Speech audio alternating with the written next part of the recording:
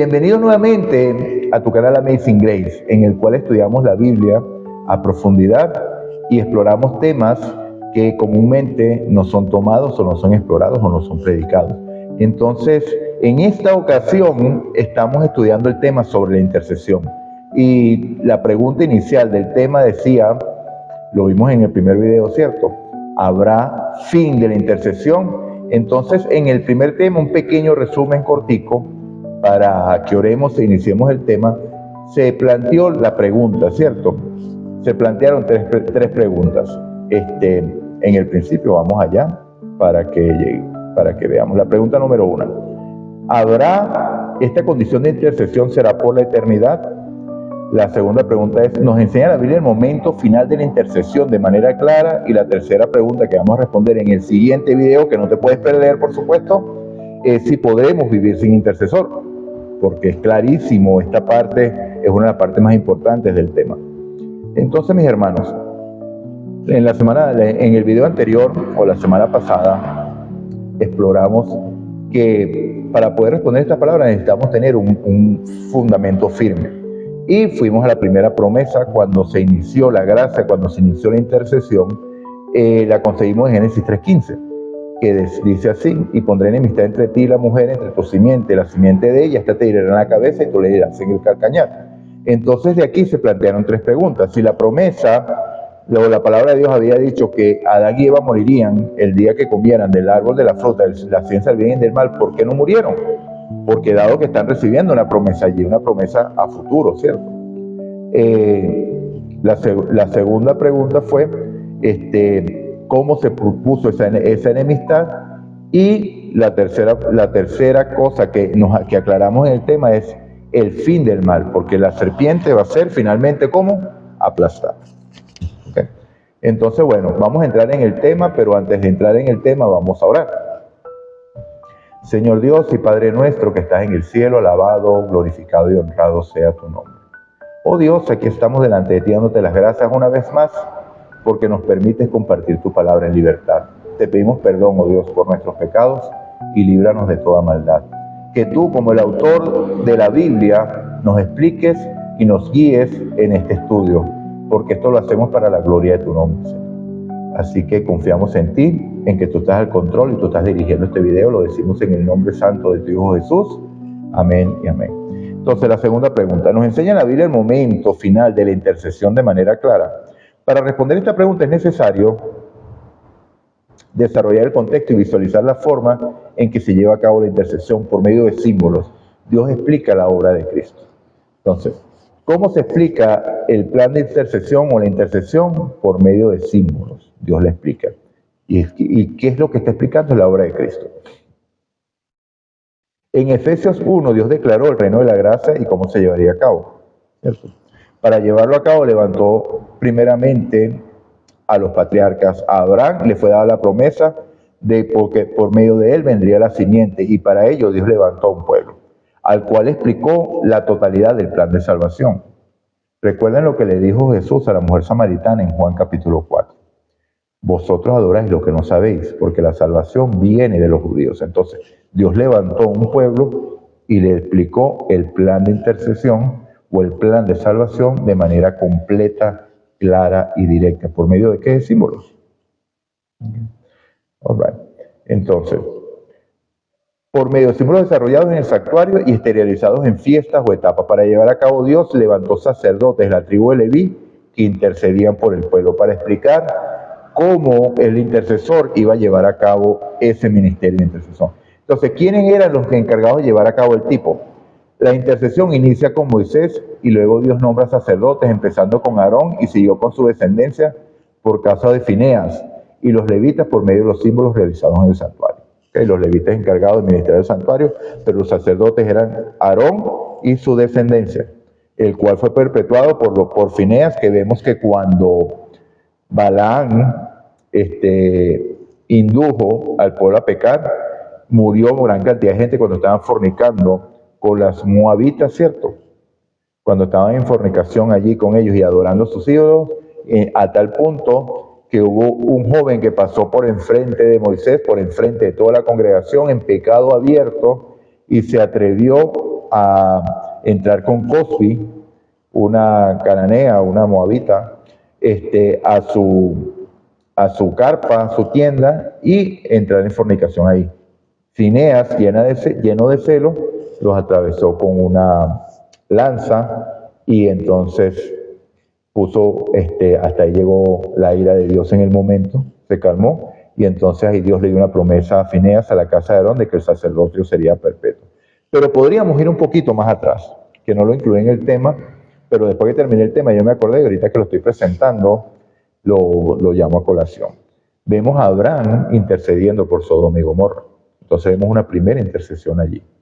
¿Okay? Entonces a lo largo de la Biblia eso se va a llevar a cabo. Vemos a Abraham luchando por Lot. Luego, o sea, vemos la intercesión, ¿cierto? Ahora, dado que Dios levantó ese pueblo para explicarle el plan de salvación y cómo se llevaría a cabo la intercesión por medio de un pueblo o por medio de una tribu que haría sacerdotes de la familia de Aarón. Entonces en Éxodo 40, versículo 34, vemos cómo se lleva a cabo esto. Entonces, ¿qué es lo que había en el santuario del desierto? La gloria de Dios. Entonces en el capítulo 40, el versículo 34, vemos que cuando el tabernáculo se reinició o se inauguró, en el versículo 34 vemos que una nube cubrió el tabernáculo de reunión y la gloria de Jehová llenó el tabernáculo. Y el versículo 35 dice, y no podía Moisés entrar en el tabernáculo de reunión porque la nube estaba sobre él y la gloria de Jehová lo llenaba. Ahora veamos en el templo levantado por Salomón unos 480 años después de la salida de Egipto. Segunda de Crónicas, capítulo 7, versículo 1. Y cuando Salomón acabó de orar, descendió fuego de los cielos y consumió el holocausto y las víctimas, y la gloria de Jehová llenó la casa. Y no podían entrar los sacerdotes a la casa de Jehová, porque la gloria de Jehová había llenado toda la casa. Entonces vemos, amados, si la intercesión se lleva a cabo en el santuario y la gloria de Dios lo llena y no pueden entrar los sacerdotes, ¿qué es lo que no está viendo allí? Intercesión. Porque no se puede llevar a cabo el ministerio como estaba planeado, porque la gloria de Dios está allí y no permite a los sacerdotes, obviamente, porque eran seres como pecadores. Si entraban en contacto con la gloria de Dios, ¿qué les pasaba? Automáticamente morían, ¿cierto? Ahora en Ezequiel 43 vamos a leer versículo 4. Y la gloria de Jehová entró en la casa por la vía de la puerta que daba al oriente, y me alzó el espíritu y me llevó al antro interior, y aquí que la gloria de Jehová llenó toda la casa. Dos contextos, acciones que al leer todo el capítulo, el contexto en juicio en primer lugar y luego instrucciones para continuar la intercesión. Eso es lo que vemos aquí, ¿ok? Lo voy a repetir. Dos contextos, ¿ok? La inauguración del santuario en el desierto. Luego, la inauguración del templo de Salomón. Sucedió lo mismo. Cuando esto se da, la gloria de Jehová llena la casa y los sacerdotes no podían entrar en él. ¿Ok?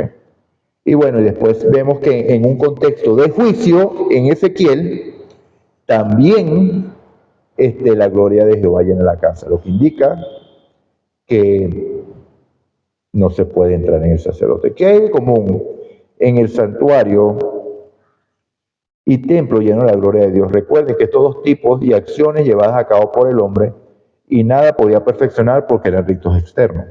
Lo traigo a la colación porque es importante que lo aclaremos, ¿ok? Pero la intercesión era interrumpida cuando la gloria de Dios llenaba el lugar. Recordemos que los tipos nos hacen entender la obra de ¿quién? De Cristo, nuestro sumo sacerdote. El sacerdocio levítico terminó por imperfecto y temporal, ¿cierto? Ya Cristo en el santuario como sumo sacerdote según el orden de Melquisedec tiene un sacerdocio para siempre, dado que no hay contradicción en ninguna parte de la Biblia, analizaremos. Vamos a ver. O sea, dijimos que la intercesión tiene un fin, ¿cierto? Y si el sacerdocio es para siempre, ¿cómo entendemos esto? Aquí es donde empiezan las cosas. Mira lo que dice allí, mira lo que dice aquí. Cristo es para siempre sacerdote según el hombre de Melquisedec. Entonces eso significa, si necesitamos un sacerdote intercediendo por siempre, significa que el pecado no llega a un fin. ¿Y es eso lo que enseña la Biblia? La respuesta es absolutamente no. ¿Okay? Entonces, Salmo 110, versículo 4. Y juró Jehová y no se arrepentirá. Tú eres sacerdote para siempre según el orden de Melquisedec. Entonces, en el estudio incluí este versículo, profundicé porque esto hay que entenderlo a profundidad. Y usamos el diccionario Strong para ver qué es lo que significa ese para siempre. ¿Cuál es la palabra para siempre que usa allí? Y la conseguimos en el diccionario Strong, en el parágrafo, en el apartado H5769, que tiene por nombre Olam. Olam, ¿ok? Que tiene la definición que darle el diccionario Strong para esta palabra. Las diferentes definiciones que dan es debidamente oculto, es decir, el punto de fuga, generalmente tiempo inmemorial, pasado, futuro, o sea, eternidad, prácticamente eternidad, frecuentativo adverbialmente, especialmente con prefijo preposicional, siempre, siempre, antiguo tiempo, más continuidad, eterno, siempre, duradero, más de antaño, duradero, largo tiempo, del antaño, tiempo perpetuo, en cualquier momento, principio del mundo, más el fin. Tal vez le pareció un trabalengua, o sea, la traducción de Olam hay que aplicarla de acuerdo al contexto de lo que se está diciendo. ¿Ok? Como la Biblia se explica a sí misma y vemos que el mal tiene un fin, entonces vamos a buscar la palabra que más se adecue a lo que está escribiendo el autor. ¿Cierto? En este caso David, que es el autor de los Salmos. ¿Ok?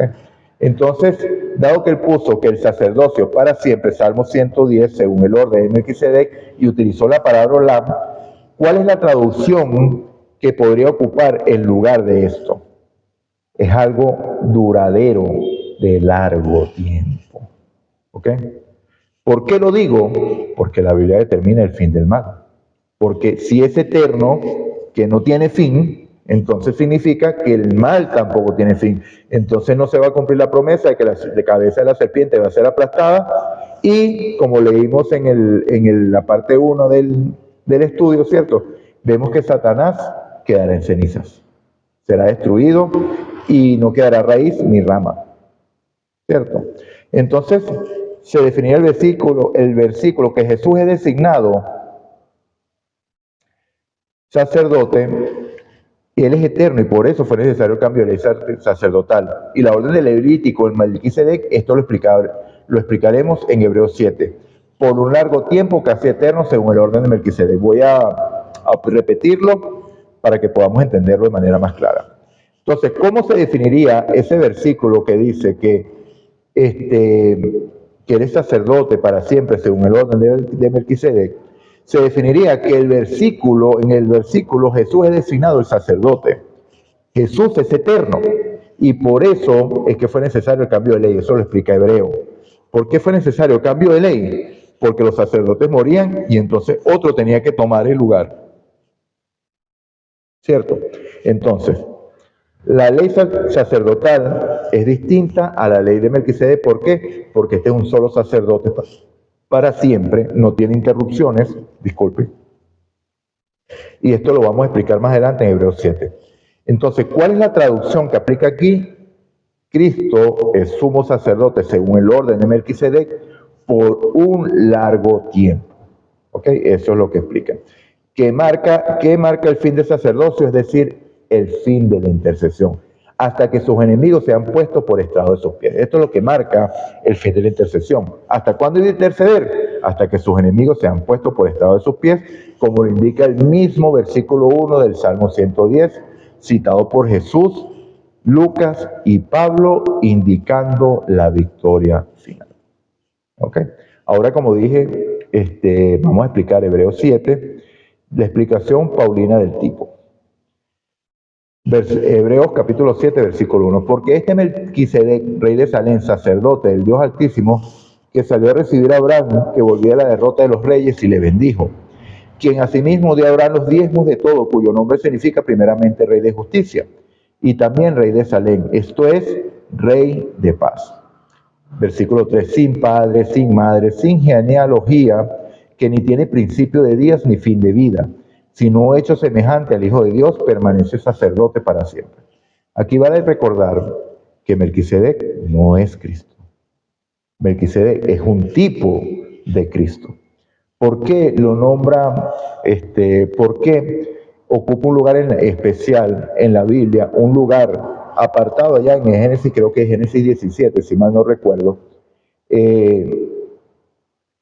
¿Por qué ocupa Melquisedec ese lugar? Precisamente para explicar el sacerdocio, porque la Biblia no explica de dónde salió. Explica que es sacerdote y rey, características de alguien conocido, ¿cierto? Alguien que te ama. Y si escuchas hoy su voz, no endurezcáis vuestros corazones como en la provocación. Rey y sacerdote. No tiene principio, no tiene fin, no tiene un origen definido. Cristo desde la eternidad hasta la eternidad. Y por eso es el tipo. ¿Okay? Pablo explica que el tipo de sacerdote dado a Cristo es según Melquisedec porque no se conoce principio ni fin, semejante al Hijo de Dios. Versículo 23 del mismo capítulo 7 de Hebreos. Y los otros sacerdotes llegaron a ser muchos debido a que por la muerte no podían continuar. Mas por cuanto permanece para siempre, tiene un sacerdocio como inmutable, por lo cual puede también salvar perpetuamente a los que por él se acercan a Dios, viviendo siempre para interceder por ellos. Entonces, ¿por qué se dice que el sacerdote es eterno? Porque el sacerdote lo es y puede interceder para siempre. Pero ya vimos que la intercesión no es eterna porque el mal tiene un fin. Voy a repetir esta frase porque es interesante profundizar. Un poquito de agua, perdón, permiso. Entonces, ¿por qué se dice que el sacerdocio es eterno? Porque el sacerdote es eterno, el sacerdote es Cristo. Cristo no tiene principio, Cristo no tiene fin, Cristo es Dios. Y puede interceder para siempre. Pero ya vimos que la intercesión no es eterna por una simple razón, porque el mal tiene fin. Ahora podemos responder la pregunta. ¿Explica la Biblia claramente que el tiempo de intercesión tiene fin? La respuesta es clara que sí. Ahora lo vamos a leer en dónde. Apocalipsis capítulo 15, versículo 5. Después de estas cosas miré y aquí que fue abierto el cielo, en el cielo el templo del tabernáculo del testimonio. Si está abriéndose, quiere decir que estaba ¿cómo? Cerrado. ¿Okay? Y del templo salieron los 7 ángeles que tenían las 7 plagas, vestidos de lino limpio y resplandeciente y ceñidos alrededor del pecho con cintos de oro. Uno de los 4 seres vivientes dio a los 7 ángeles 7 copas de oro llenos de la ira de Dios, que vive por los siglos de los siglos. Amén, la gloria sea de Dios. Por cierto, los 4 seres vivientes los vemos en Apocalipsis 4, los vemos en Ezequiel capítulo 1 y lo vemos en Isaías 6. O sea, para que profundicen, para que ustedes se guíen en parte en este estudio, para que tengan un poquito de mayor claridad sobre la visión. Versículo 8. Y el templo se llenó de humo por la gloria de Dios y por su poder, y nadie podía entrar en el templo hasta que se hubieran cumplido las 7 plagas. ¿Qué sucede cuando terminen de caer las plagas? ¿Quién viene? Perfecto cumplimiento del antitipo previo a las 7 postreras plagas. Se ve claro cómo lo sucedió en el tipo prefigura lo hecho por Jesús como sumo sacerdote, así como se cumple a similitud de lo realizado por los sacerdotes levíticos, simil, no igual, dado que Jesús fue sacrificado una sola vez y ministra con su propia sangre, como cordero destinado ¿desde cuándo? Desde antes de la fundación del mundo, como lo estudiamos en el primer video, ¿cierto? Y permanece para siempre, logrando así la perfección, que es lo que consigue el fin de la maldad. ¿Qué es lo que consigue el fin de la maldad? La perfección en la cual Dios tiene empeñada su palabra.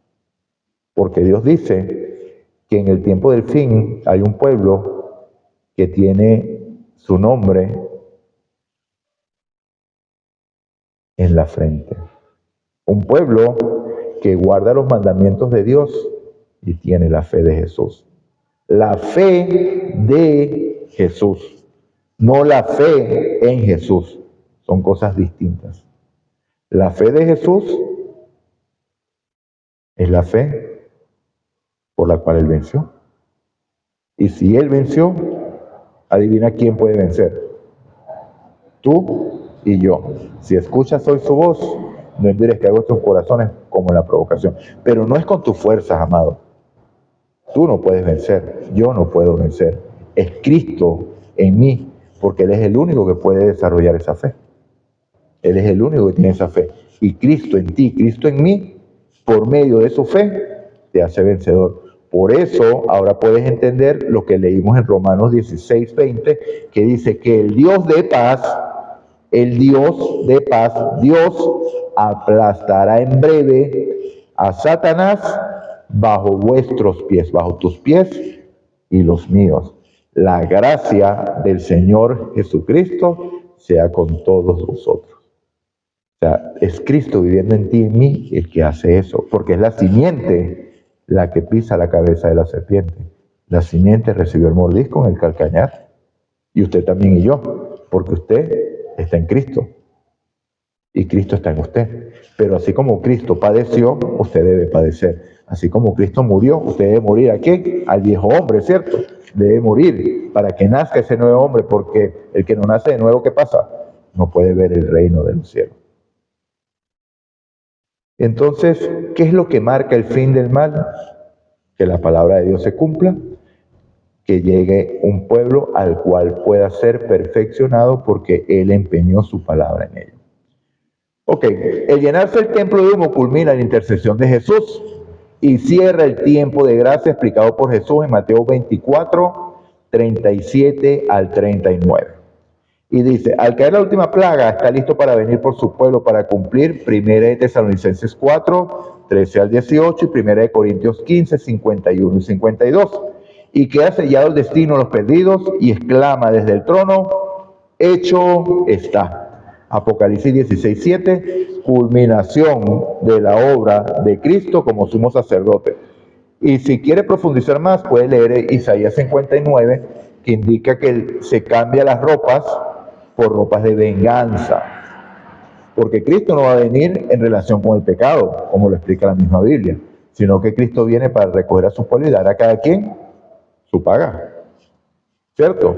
Entonces vemos cómo el granero es recogido, el trigo es recogido en graneros y las uvas son echadas en el gran lagar de Dios y la sangre por donde corre.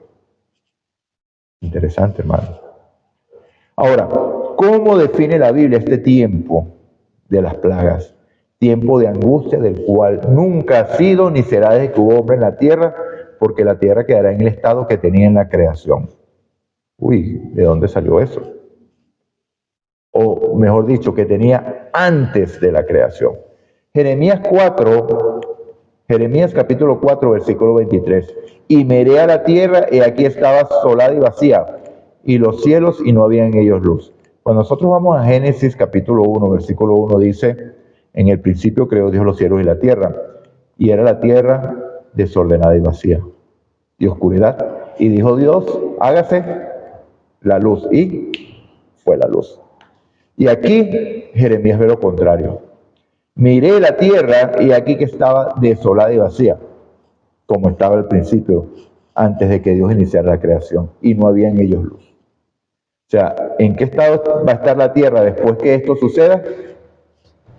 En el estado antes de la creación. Entonces, ¿qué es lo que van a hacer las plagas, mi amado? No sé si lo habías oído antes, pero las plagas lo que van a hacer es deshacer la creación.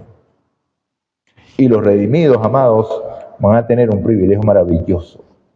Porque cuando a Adán, Dios le dio el aliento de vida, él despertó y ya todo estaba creado.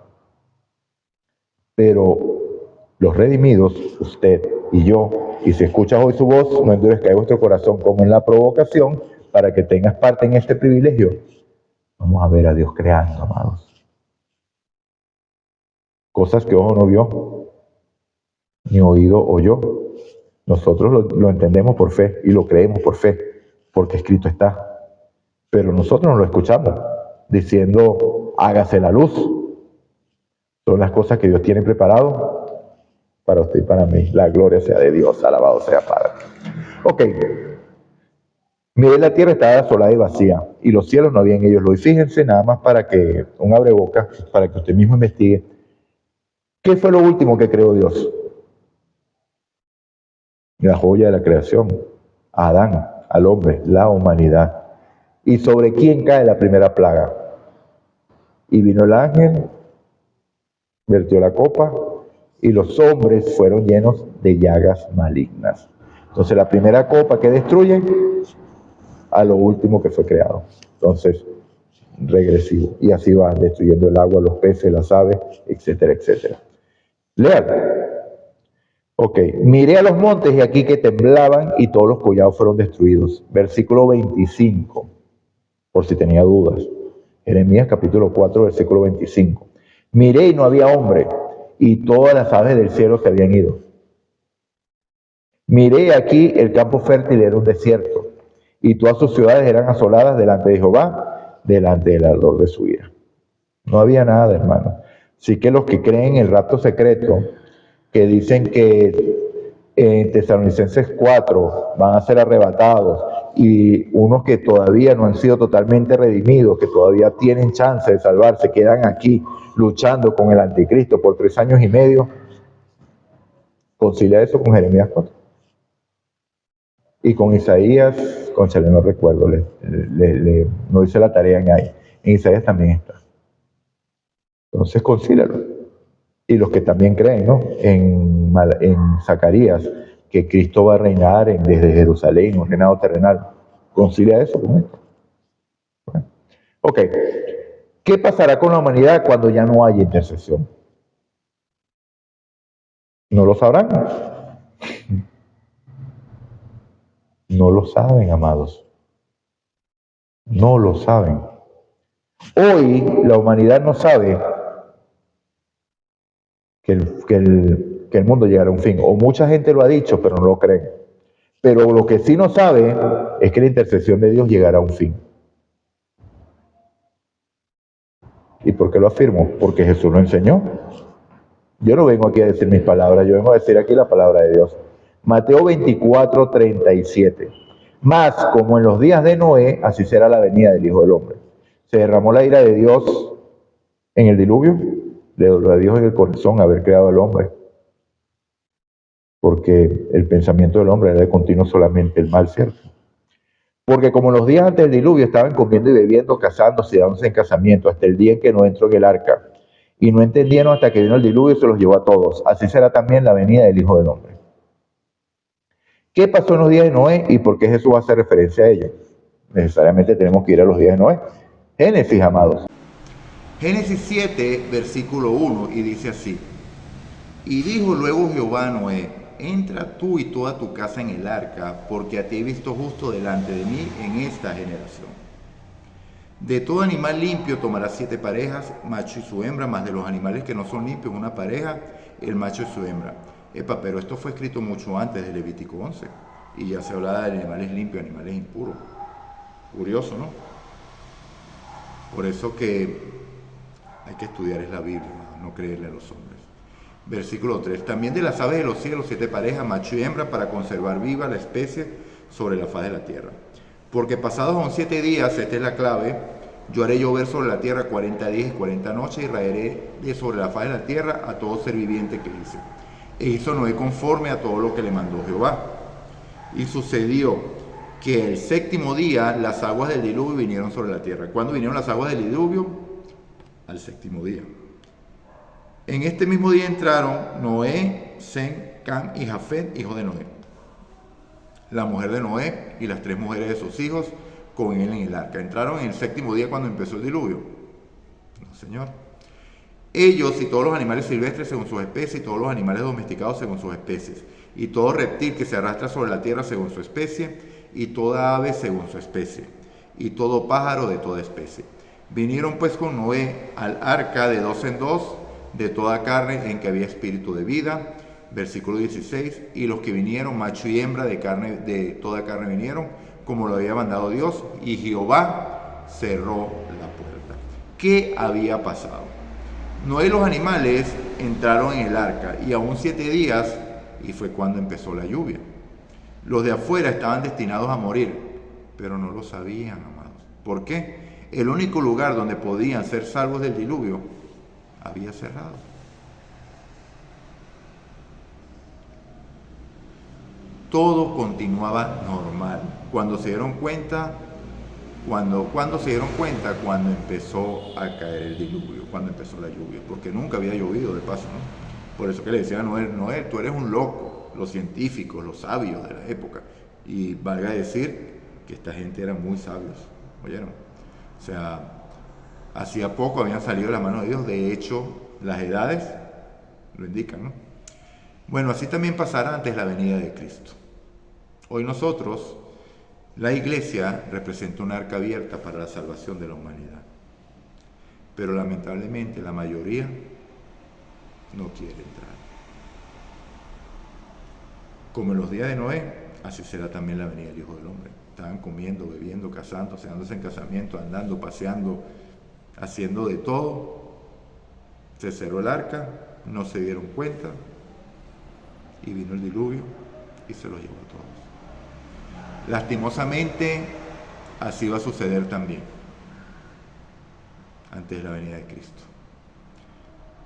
Se acabará la intercesión, el santuario se llenará de humo, Cristo no intercederá más por los pecadores y empezarán a caer las plagas, y ahí es cuando se van a dar cuenta de que esto está llegando a su fin. Se van a recordar las palabras de usted loco, de yo loco, que les ha dicho que esto será destruido por fuego. Ahora, el mundo continuará igual hasta que empiecen a caer las plagas, pero ¿qué será? Ya será tarde, hermano. Lastimosamente, ya será tarde. Entonces, tenemos una misión, amados. Este es para reflexionar nosotros como iglesia, que nosotros tenemos un mensaje especial que dar. ¿Acaso tu vecino sabe que la gracia va a cerrar y el mundo no lo sabe? Tu vecino sabe que este mundo será consumido por el fuego. Tu vecino sabe que hay un fin, que Cristo viene. Es para reflexionar. Bueno, amados, con esto llegamos al fin del segundo video. Y te digo a ti, si escuchas hoy tu voz, no endurezcáis vuestros corazones como en la provocación. Entonces, Dios nos bendiga, Dios nos guarde. Bueno, espero que hayas llegado hasta aquí. Si has llegado hasta aquí, no olvides darle me gusta, compartir el video. Y si no te has suscrito a Amazing Grace, suscríbete para que el canal pueda seguir creciendo y la palabra de Dios pueda llegar a muchas más personas. ¿Ok? Dios te bendiga, Dios te guarde. Vamos a orar. Padre nuestro que estás en el cielo, alabado, glorificado y honrado sea tu nombre. Gracias te damos, oh Dios, por tu palabra. Gracias te damos por tus advertencias, porque tú no haces nada sin revelarlo a tus siervos los profetas. La honra y la gloria sea para ti. Perdona todos nuestros pecados y límpianos de toda maldad, como lo dice tu promesa. Esperamos en ti, Señor, y creemos solamente a tu palabra. La gloria y la honra es solamente tuya, mi Dios. Gracias te damos en el nombre de Jesús. Amén y amén. Dios te bendiga, Dios te guarde y no te separes, porque pronto viene la parte 3, la culminación del tema. ¿Podremos vivir sin intercesor? No te lo pierdas. Dios te bendiga, Dios te guarde.